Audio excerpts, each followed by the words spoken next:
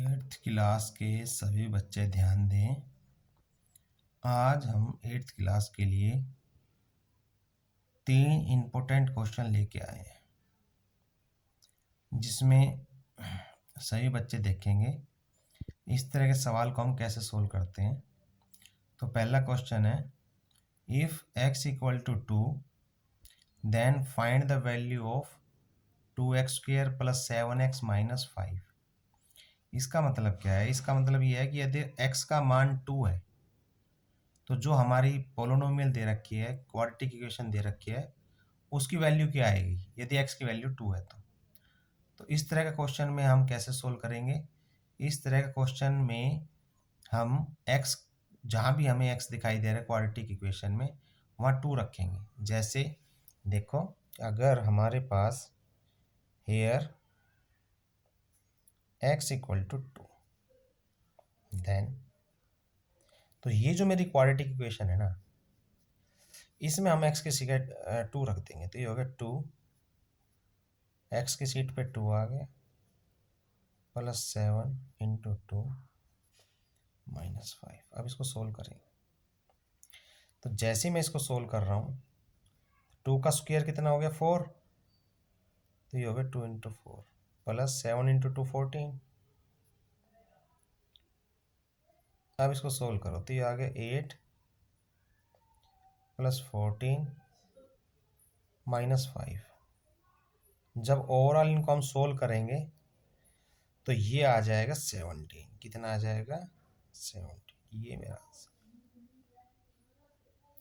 तो इस सवाल में हम क्या सीखे हैं कि अगर हमें x की वैल्यू मिल जाए और वो ये कहे कि भाई इस पोलिनोमियल की वैल्यू बताओ, तो हम क्या करेंगे? जहाँ भी इक्वेशन में x दिखाई दे रहा है वहाँ हम उस वैल्यू को पुट कर देंगे और सोल्व करने के बाद उस पोलिनोमियल की वैल्यू आ जाएगी।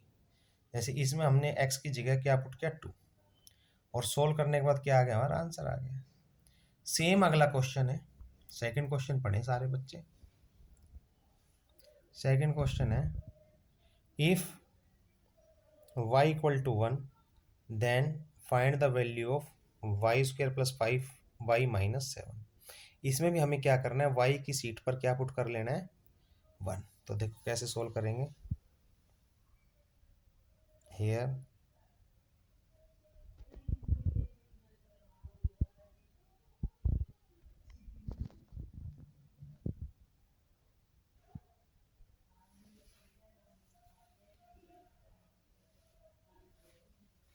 y की वैल्यू आ गई हमारे पास 1।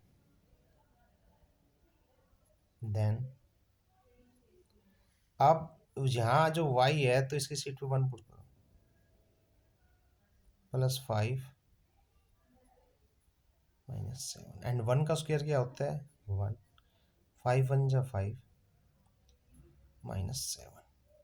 अब इसको अगर मैं सिंपलेस्ट फॉर्म में लाऊंगा तो ये आ गया 6 माइनस 7। अब 6 में से 7 घटेगा तो 6 और 7 में से 7 बढ़ा है, बट वो माइनस का, तो यहाँ आंसर आ जाएगा -1। ये मेरा आंसर है।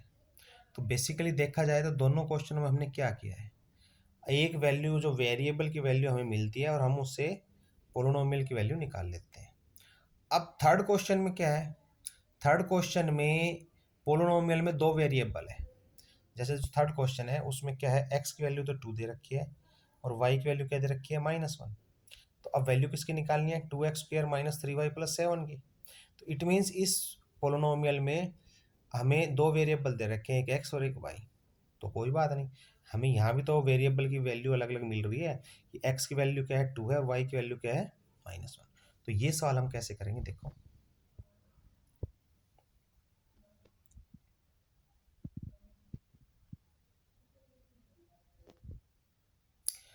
तो इस सवाल में हम करेंगे कि देखो एक मिनट, हेयर x की वैल्यू तो है 2 और y क्या है? -1। देन जो मेरा पोलिनोमियल है उसमें जहाँ भी तुम्हें x दिखाई दे रहा है वहाँ 2 पुट कर दो, और जहाँ y दिखाई दे रहा है वहाँ -1 पुट कर दो। अब इसको सिंपलेस्ट फॉर्म में ले आते हैं। 2 का स्क्वायर 4, एंड -1 इंटू -3 + 3, और ये हो गया +7, तो ये हो गया 8 + 3 + 7। इनको अगर सिंपलेस्ट फॉर्म में लाएंगे, सिंपल करेंगे, ऐड करेंगे, तो 7 + 3 10 और 18, ये मेरा आंसर आ गया। तो ये जो हमारे 3 इंपॉर्टेंट क्वेश्चन थे, इसके जरिए हमने सीखा कि अगर वेरिएबल की वैल्यू दे रखी है और हमें पोलिनोमियल की वैल्यू निकालनी है, तो जस्ट उसमें हमें सिर्फ उसका वैल्यू पुट करना है और कैलकुलेट करना है, हमारा आंसर आ जाएगा। तो ये 8th क्लास के लिए तीनों क्वेश्चन काफ़ी इंपॉर्टेंट है। इसको सभी बच्चे एक बार ज़रूर देख लें कि कैसे सोल्व करते हैं सर। अगर वेरिएबल दे रखा है, क्या दे रखा है, वेरिएबल दे रखा है, तो हम उनको कैसे सोल्व करते हैं, उसमें हम वैल्यू पुट करते हैं और कैलकुलेट करते हैं, और कैलकुलेशन के बाद जो सोल्व करने के बाद जो आएगा वो हमारा आंसर है। तीनों एक ही नेचर के क्वेश्चन है, तो सिर्फ कैलकुलेशन अच्छी होनी चाहिए और आसानी से हम सोल्व कर पाएंगे। आई होप सभी को समझ में आया होगा। Thank you for watching. Thank you.